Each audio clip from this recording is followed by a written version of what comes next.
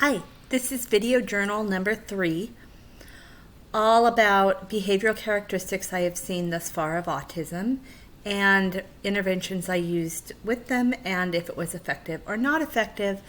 So I have a few behaviors that I thought about that I've seen in students in my classroom that have autism and also from my daughter who has autism. I did a mix of both. So my daughter has in the past had tantrums with transitions and expecting her to do something that was non-preferred. For that, we used ABA therapy, and it was very effective. I suspect because there were lots of opportunities to practice and also consistent expectations. We also use a visual schedule, which helps with transitions because she knows things are coming up and then it's not as distressing. Also, she had issues, or still does, understanding what is expected and not expected behavior socially. And we did a couple things with those. We did social stories. We practiced both the expected and the unexpected behavior in various situations before we went into it. And we we did scripting. We did scripting especially prior to, like if we were going to do something in the public, like selling Girl Scout cookies. So we kind of knew what expected looked like, and she had some things that she knew to say. And then we also talked about some things not to say. And she attends a social skills group, so she has practice opportunities with peers in understanding socially expected behavior.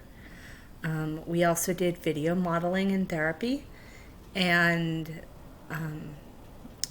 in that's what we had to kind of had to do during the pandemic.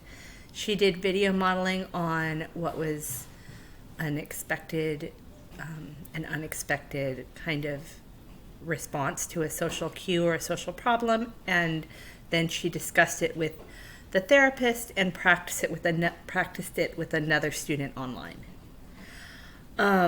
Those have all been really effective. We've seen lots of growth, wonderfully. Right now we're struggling because she's not able to sleep at night sometimes. Nighttime seems to be where she processes all of her worries and stressors for the day. And then she has a really hard time falling asleep. So we've tried melatonin. We tried, she has a pretty set bedtime routine that involves some calming activities. We use meditation with the Calm app. We also kind of try to keep it as much of a straight routine as we can. And sometimes that works and sometimes that does not work. I'm thinking it's not working in part because she hasn't had enough time to process things that are bothering her or that we're holding in or that she doesn't understand during the day. And so I think the thing we're going to try prior to the start of the school year is moving that bedtime routine up earlier in the day so we can kind of like process some of her social things before she's really tired and it kind of overwhelms her. So in students in my class, thinking about last year, I had one student who I always knew he was starting to struggle because he'd start to have some self-stim behaviors and whenever the anxiety was ratcheting up. So if he was upset socially or he didn't like what someone was doing or what someone said, or if something got hard, the hand flapping and the rocking would start. And at that point, I used it as a cue to say we needed to take a break, try something else, increase the support. And then I prompted him to while he's taking a break, to use some calm strategies, to kind of like have some self-control calming strategies. And that usually worked. Sometimes it did not. And I think in that case, it was probably a host of other sensory things going on that I had not adequately addressed, and it just pushed too far.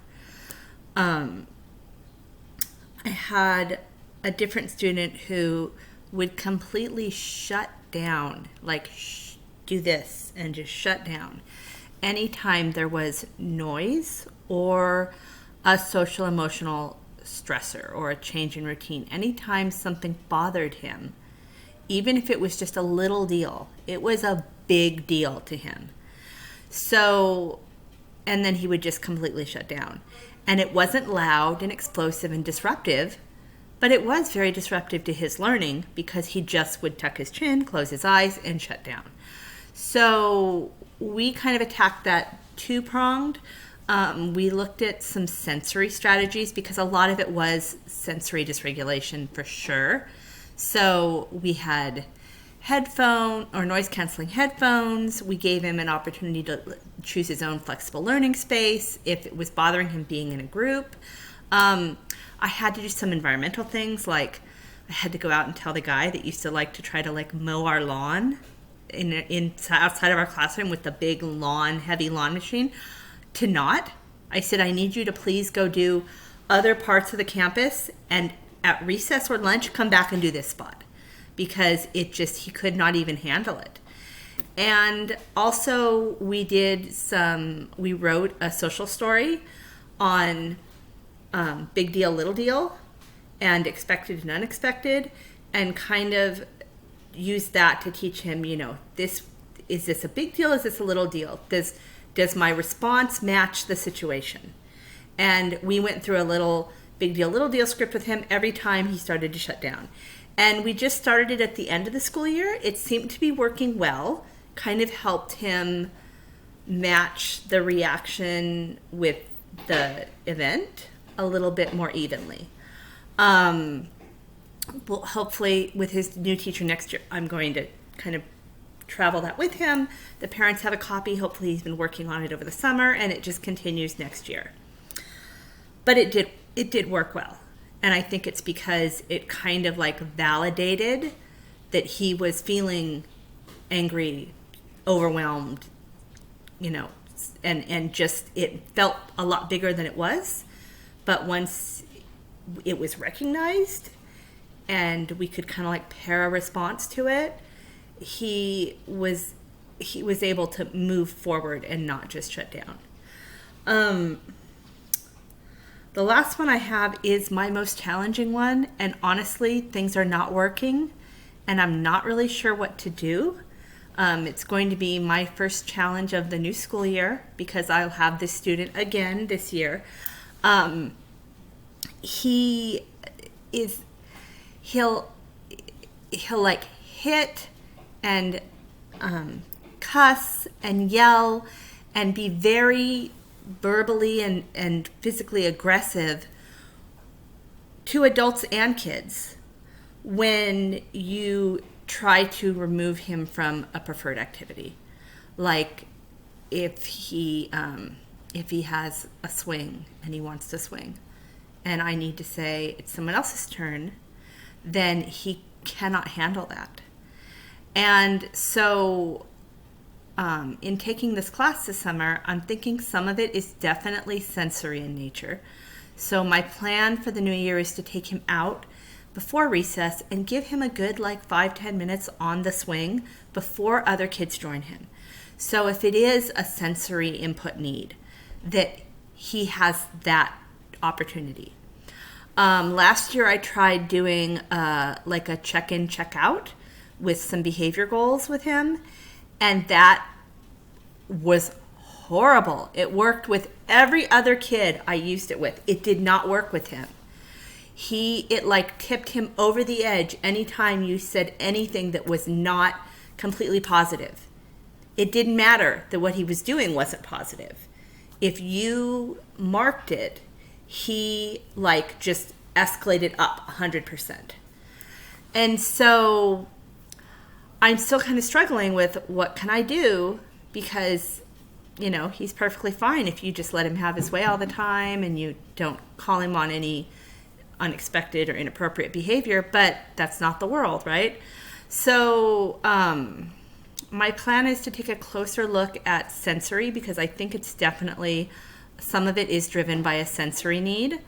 And then I'm going to be calling, I'm going to be putting into do a functional analysis to try to figure out, like, really what is the function of the behavior that we're seeing, and rewriting his BIP and trying to find more strategies that we can kind of help him, because it's not working. It has not worked. So that's my beginning of the year challenge, probably my first IEP meeting of the year. So that's it. I have no more. This is the end of my video journal. I'm so grateful for this class that has taught me so much about behavior and autistic kids. More, I thought I knew a lot. I learned a lot more, and I'm loving the opportunity to keep growing. Bye.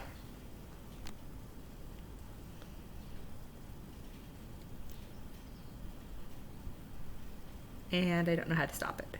It's not stopping. Why is it? Oh, duh, not a touch screen.